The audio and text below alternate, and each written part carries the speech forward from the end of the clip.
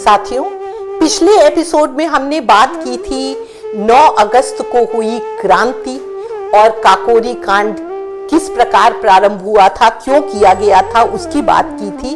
अब आज हम बात करते हैं इन क्रांतिवीरों की कि जब इन्हें जेल में भी डाल दिया गया तो इनका व्यवहार क्या था और कैसे इन्होंने भारत माता की गरिमा में 4 चांद लगाए और किस प्रकार इन्होंने अपना व्यवहार रखा और इनकी मृत्यु के बाद किस प्रकार जनता ने इन्हें अपना स्नेह दिया। आज की कड़ी में हम उन सब विषयों पर चर्चा करेंगे। तो साथियों, जब बैरिक नंबर 11 में इन काकोरी कांड के अभियुक्तों को रखा गया तो सीनियर मेंबर्स को सेंट्रल जेल में रखा गया था। जैसे शचीन्द्र नाथ सान्याल वगैरह बहुत सीनियर मेंबर्स माने जाते थे, तो वो सेंट्रल जेल का भाग थे। परंतु जो भी नवयुवक और नई उम्र के लड़के थे उन्हें लखनऊ जेल की बैरिक नंबर 11 में रखा गया था।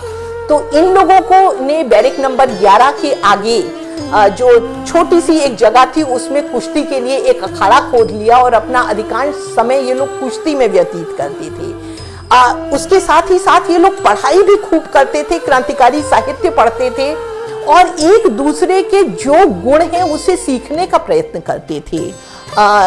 इसमें ये कहा जाता है कि मनमंथनाथ गुप्त जी बंगाली थे, रोशन सिंह उनसे बंगला सीखते थे और स्वयं गुप्त जी डबलिश जी से मराठी सीखा करते थे। तो इनकी सीखने या आगे जानने की प्रवृत्ति कभी कम नहीं हुई, क्योंकि ये सब यही कहते थे कि भाई हम हिंदू हैं और हम पुनर्जन्म मानते हैं, तो अगले जन्म में भी हमें आना है और भारत माता की सेवा करनी है। तो इस जन्म में हम जितना सीख लें हमें अगले जन्म में माता की सेवा करने के लिए वह लाभप्रद होगा। तो हम सीनियर मेंबर्स जैसे बिस्मिल इत्यादि दिन भर कानून की पुस्तकें पढ़ने में लगे रहते थे, क्योंकि बिस्मिल ने सरकारी कोई वकील रखने से भी मना कर दिया था। उन्होंने यही कहा था कि मैं अपना केस स्वयं लड़ूंगा। तो ये लोग कानून की पुस्तकें पढ़ने में व्यस्त रहते थे, परंतु बाकी जितने साथी थे वो लोग खेल कूद गाने बजाने में अपना समय व्यतीत करते थे।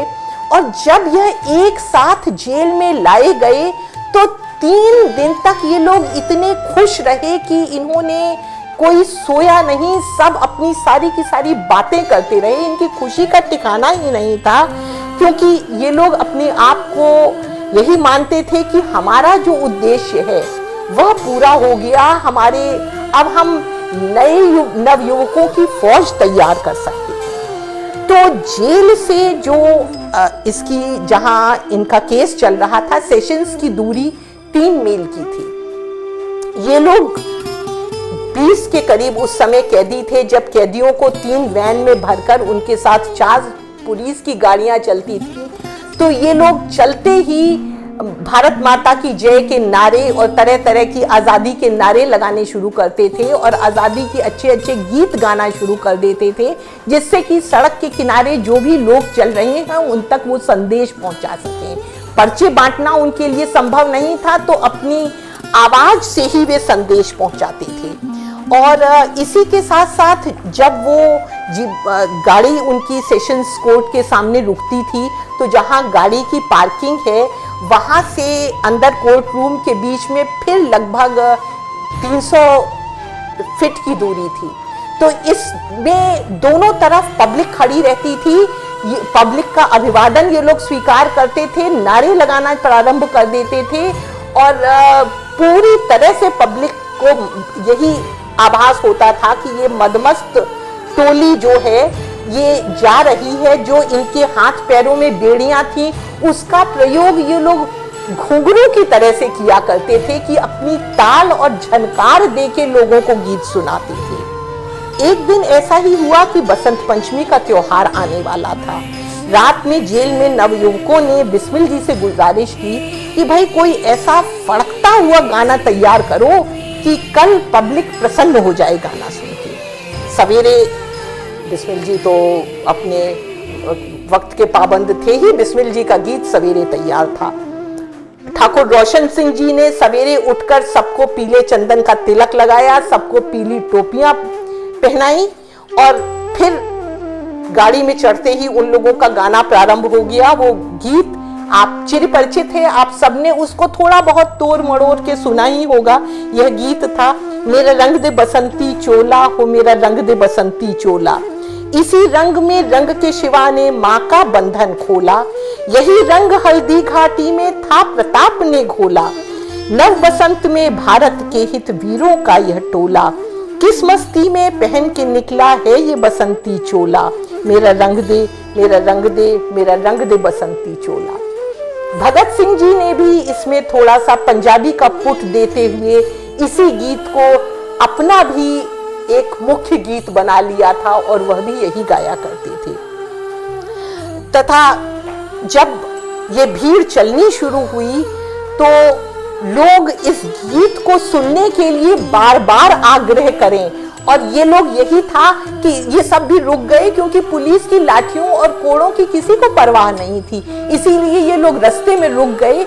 और इन्होंने कहते हैं कि 3 बार इस गीत को गाया। वो जो जिस तरह से कहा जाता है ना कि कवि सम्मेलन में इरशाद और मुकर्रर, उसी तरह से पब्लिक बार बार इस गीत की फरमाइश करती थी और ये लोग बार बार गाते थे। कभी पुलिस वाले लाठी बरसाते थे तो उसको भी कहते थे कि ये इनके तबले की आवाज है, हमारे घुंघरू के साथ अब तबला भी बजना शुरू हो गया, ये जुगलबंदी बड़ी अच्छी हो रही है।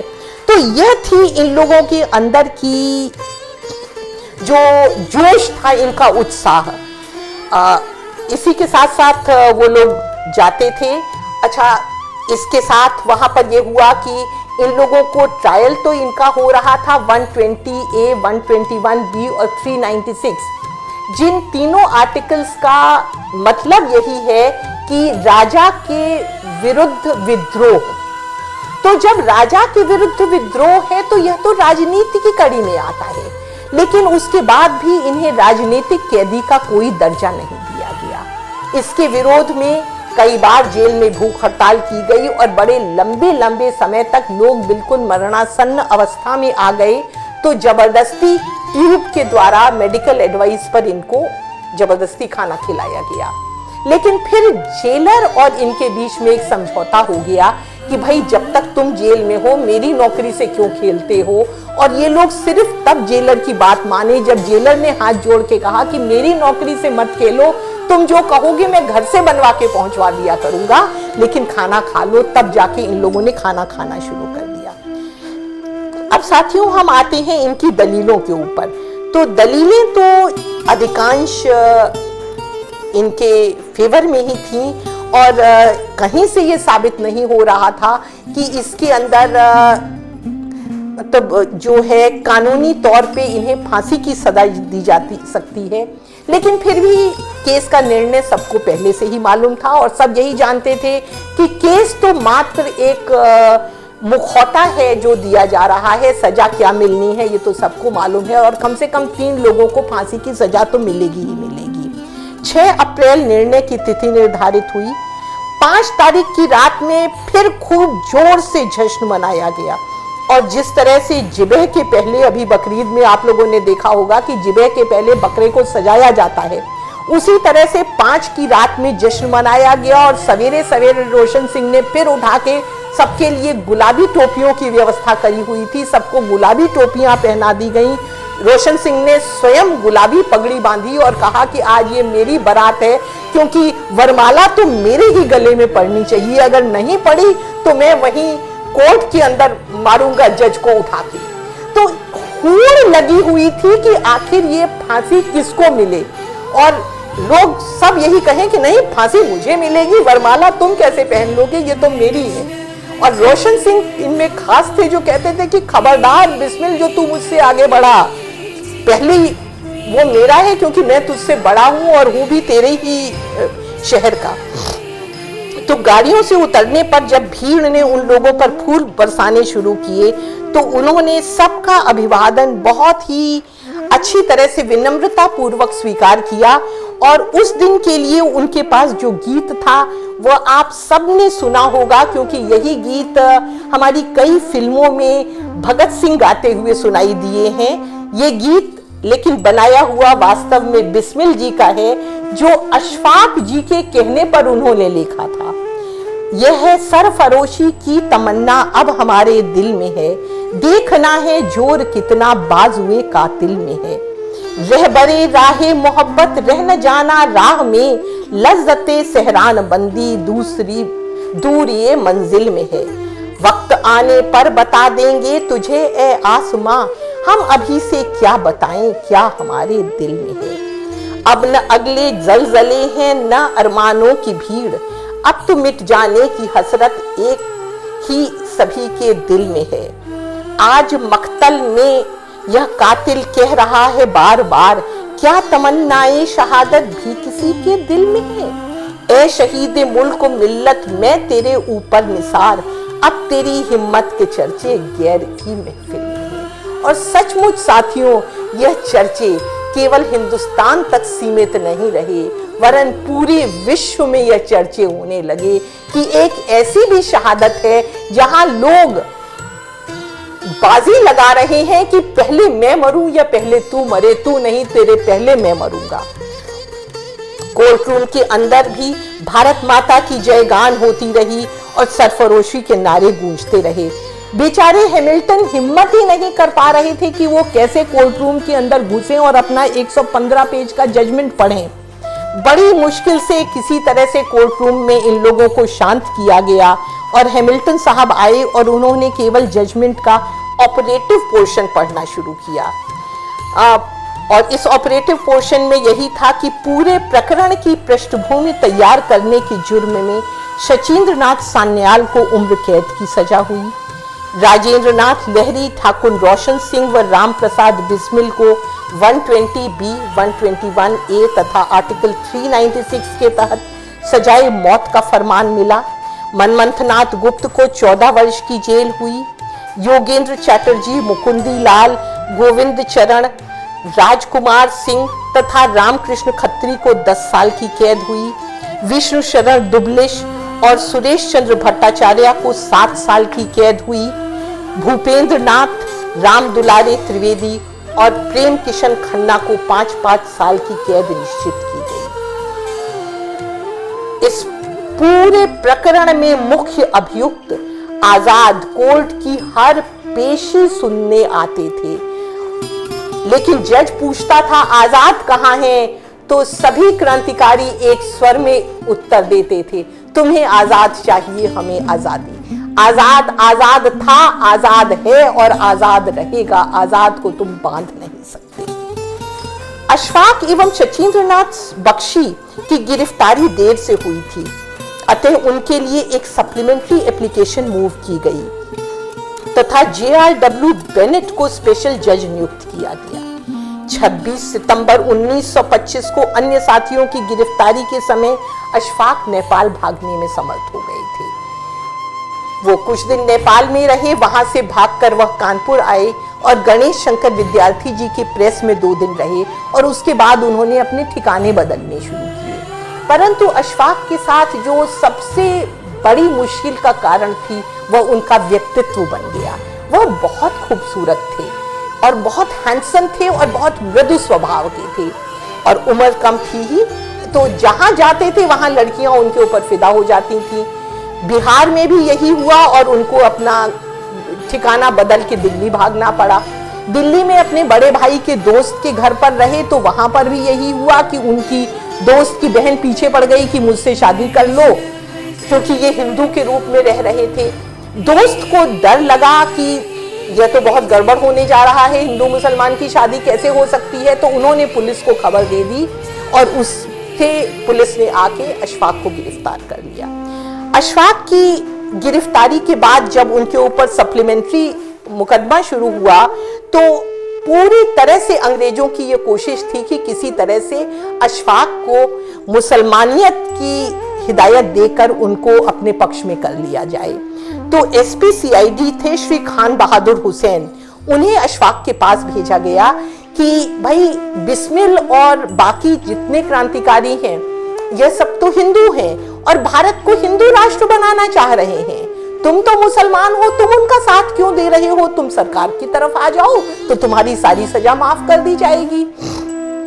अशफाक का 2 टूक का उत्तर था कि देखो मुझे मालूम है 120A, 121B और 396 क्या है और मैं 302 भी अच्छी तरह से जानता हूं, तो अगर खान बहादुर साहब, आपकी इच्छा है कि 302 का मुकदमा भी मेरे ऊपर चलाया जाए तो आप मेरे पास आ जाइए, मैं आपकी गर्दन दबा देता हूँ और 302 को भी जेल लूंगा। मौत तो होनी ही है, चाहे इतनी आर्टिकल्स में हो तो एक 302 के जोड़ने के बाद भी मेरी मौत हो जाएगी तो मुझे क्या नुकसान है। उसके बाद फिर किसी ने हिम्मत नहीं की कि अशफाक से बात करें कि वो मुसलमान हैं और वो किसी तरह से अंग्रेजों का साथ दे दें। उसके बाद कई तरफ से अपील, मर्सी पिटीशन इत्यादि हुए जो प्रीवी काउंसिल तक गए, परंतु जो इनकी मर्सी अपील थी जो स्वयं महामना मदन मोहन मालवीय ने ड्राफ्ट की थी वह तक रिजेक्ट हो गई।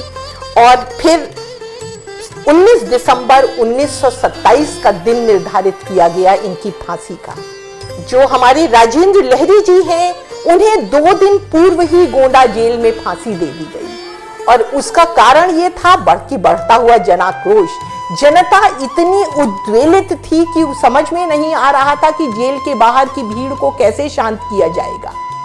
तो लहरी जी के विषय में एक बड़ी अच्छी घटना सुनाते हैं लोग कि लहरी जी जब जेल में थे तो रोज सवेरे उठकर पूजा करते थे और उसके बाद व्यायाम और वर्जिश किया करते थे। तो एक दिन जेलर ने उनकी मृत्यु से 2 दिन पहले पूछा कि तुम्हें तो मालूम है कि तुम्हारा शरीर ये नष्ट होने जा रहा है तो फिर इसकी सेवा इतनी क्यों कर रहे हो।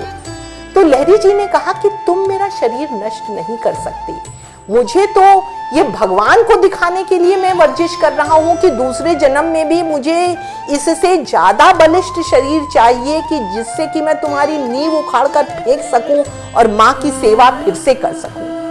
तो 17 दिसंबर को लहरी जी गोंडा जेल के अंदर उनको लटका दिया गया। उसके बाद 19 दिसंबर का दिन आया। 19 दिसंबर को सबसे पहले इलाहाबाद जेल में रोशन सिंह जी को लटकाया गया। रोशन सिंह जी को यही अफसोस था कि वो जिंदगी के सब सुख भोग चुके थे उन्हें, लेकिन अशफाक और बिस्मिल तो उनके शब्दों में बच्चे थे, उन्होंने तो जीवन देखा ही नहीं है, सुख भोगने का बात तो दूर रही। आखिर ईश्वर इनको इतनी जल्दी क्यों ले जा रहा है। उन्हें कोई अफसोस नहीं था और उन्होंने अपने मित्र को अपने आखिरी खत में यही लिखा कि सुनते हैं कि जो धर्म युद्ध में जो प्राण त्यागता है उसकी वही गति होती है जो कि जंगल में रहकर तपस्या करने वाले सन्यासी की होती है। 2 साल से परिवार से अलग हो मुझे ईश्वर मनन चिंतन का काफी अवसर मिला है तो मुझे पूरा विश्वास है कि मुझे सुगति ही मिलेगी। और उन्होंने आखिरी शेर भी यही कहा है कि जिंदगी जिंदा दिले का नाम है रोशन, वरना कितने ही यहाँ रोज फना होते हैं। तो कहीं भी, और लोग कहते हैं कि इनके मरने के बाद भी इनके चेहरे पर कोई शिकन नहीं थी और इनकी मूछें कुछ ज्यादा ही तनी हुई दिख रही थी। और साथियों, हम आज कांग्रेस के विभाजन की बात करते हैं पर इनके पूरे अंत्येष्टि और इनकी शव यात्रा का प्रबंध स्वयं कमला नेहरू जी ने किया था क्योंकि जवाहरलाल उस समय जेल में थे और कमला नेहरू जी ने इस समय भाषण भी दिया था जिसमें इन लोगों की वीर गति का बखान बहुत जोर शोर से किया था। आज भी जहां स्वरूप रानी मेडिकल कॉलेज है वहां पर पहले इलाहाबाद जेल हुआ करती थी, वहां पर इनकी प्रतिमा लगी हुई है जिस पर इनके अपने ही शब्द लिखे हैं। अब हम इनके तीसरे साथी अशफाक उल्लाह खान के बारे में आते हैं। अशफाक भी को फैजाबाद ले जाया गया और इनको ये अफसोस था कि भाई हिंदू धर्म तो पुनर्जन्म मानता है, इसलिए बिस्मिल, रोशन, इन सब लहरी, इन सबको तो मौका मिलेगा दोबारा आके भारत माँ की सेवा करने का, लेकिन मुझे तो अब दूसरा मौका नहीं मिलेगा, इसी जन्म में मैं जो कर सकता था कर दिया। लेकिन आखिरी समय उन्होंने यही कहा कि हे ईश्वर, हे अल्लाह, तुम ही मेरा इंसाफ कर सकते हो क्योंकि तुम जानते हो मेरे हाथ कभी भी इंसानी खून से नहीं रंगी गई। और उन्होंने जो आखिरी पंक्तियां लिखी अपनी वो यही थी, तंग आकर हम भी उनके जुल्म से बेदाद से चल दिए सुए अदम जिंदाने फैजाबाद से। उनका पार्थिव शरीर फैजाबाद से उनके पैतृक स्थान शाहजहानपुर ले जाया जा रहा था। लखनऊ में गाड़ी बदलते समय हजारों की संख्या में भीड़ वहां आई, जिनमें से एक दर्शनार्थी गणेश शंकर विद्यार्थी स्वयं थे, जिन्होंने आकर अशफाक के चरणों में फूलमाला चढ़ाई और उसके बाद 200 रुपए का मनी ऑर्डर करके इनके घर भेजा कि अशफाक की समाधि के ऊपर एक छत्र लगा दिया जाए। साथियों, ये कहते हैं कि बालामऊ स्टेशन पर अचानक गाड़ी रुकी और यह कहा गया कि एक अंग्रेज अफसर निरीक्षण के लिए आ रहे हैं। वह अफसर आए, उन्होंने कहा कि भाई मैं देखना चाहता हूं कि अंदर लाश सही है कि नहीं। उन्होंने खुलवाया कफन और शहीद आजम के पैर छुए, फूल रखे और उसके बाद चले गए। फिर पूछताछ शुरू हुई कि आखिर ये किसके आदेश से गाड़ी रोकी गई थी, कौन आया था निरीक्षण करने। तो पता चला कि ये स्वयं चंद्रशेखर आजाद थे। तो ऐसे थे वो साथी जिन्हें कोई डर नहीं था, कोई अफसोस नहीं था। अशफाक की जब कब्र बनी तो उनकी कब्र के ऊपर भी शाहजहांपुर में उनके घर के सामने ही लिखा हुआ है, जिंदगी वादे फना तुझको मिलेगी हसरत, तेरा जीना तेरे मरने की बदौलत है। और सच में ऐसी मृत्यु पाई कि वे आज भी जीवित हैं, कोई उन्हें मरा हुआ नहीं कह सकता। इसी दिन 19 दिसंबर को गोरखपुर जेल में बिस्मिल साहब को फांसी दी गई और फांसी के 2 दिन पहले उन्होंने चुपचाप अपनी आत्मकथा लिखकर चोरी छुपे जेल से बाहर भेज दी। और आखिरी पत्र जो उन्होंने अपनी माँ को लिखा, उसमें यही लिखा कि माँ, तुझे देखकर बहुत अच्छा लगा था, लेकिन जैसे शांत तू आज थी वैसे ही मेरी मृत्यु के बाद रहना। और अगर कोई आक्रोश हो, क्योंकि शाहजहांपुर में बहुत आक्रोश था जगत नारायण मुल्ला के खिलाफ, जो कि सरकारी वकील बन गए थे और वहीं शाहजहांपुर के रहने वाले थे, तो उन्होंने कहा कि बता देना कि बिस्मिल दयानंद जी का शिष्य था। और स्वामी दयानंद जी जो आर्य समाज के प्रवर्तक थे, उन्होंने भी यही किया था कि जिस शख्स ने उनको जहर दिया था, दयानंद जी ने स्वयं उसको पैसा दिया कि तू भाग जा वरना लोग तेरा कत्ल कर देंगे। तो उन्होंने भी यही कहा कि चाहे वो बनारसी है जिसने मुखबिरी की या जगत नारायण मुल्ला जी हैं, तुम जनता से यही कह देना कि सब शांत रहें। और मैं ये सोचता हूँ कि अभी देश क्रांति के लिए तैयार नहीं है, तो अभी कोई भी क्रांति की बात न करे। जो नवयुवक हैं वह जाएं, जितना पैसा और समय हमने क्रांति में बर्बाद किया है उसमें जाके वह गाँव में लोगों को पढ़ाएं, क्योंकि जब तक हिंदुस्तान अशिक्षित है, जब तक हिंदुस्तान में मुस्लिम और हिंदू की बात होती है, तब तक हिंदुस्तान की प्रगति संभव नहीं है।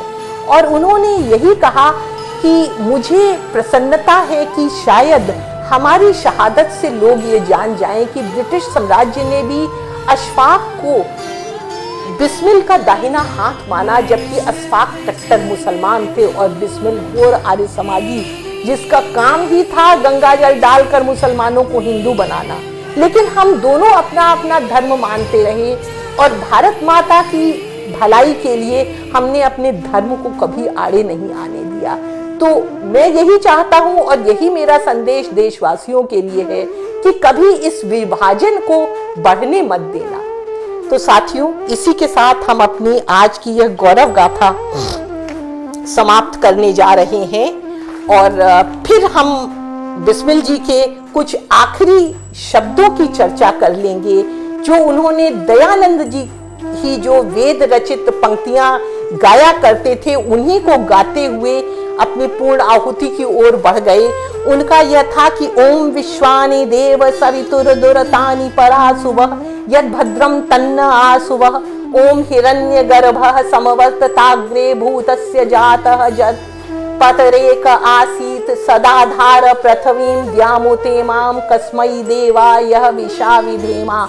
और उनकी लाइनें गिनी हुई थी कि कब पूर्ण आहुति तक वो पहुंचेंगे। और पूर्ण आहुति जो दयानंद जी दिया करते थे, ओम सर्वगई पूर्णगम स्वाहा, वही जब वो फांसी के पंदे के ऊपर खड़े हुए तो उनकी पूर्ण आहुति थी ओम सर्वगई पूर्णगम स्वाहा। भारत माता के चरणों में अब ये पूर्ण आहुति के रूप में मेरा ये शीश प्रस्तुत है, इसे स्वीकार करो माँ, तभी मैं अपनी पूजा, अपने जीवन को पूर्ण मानूंगा।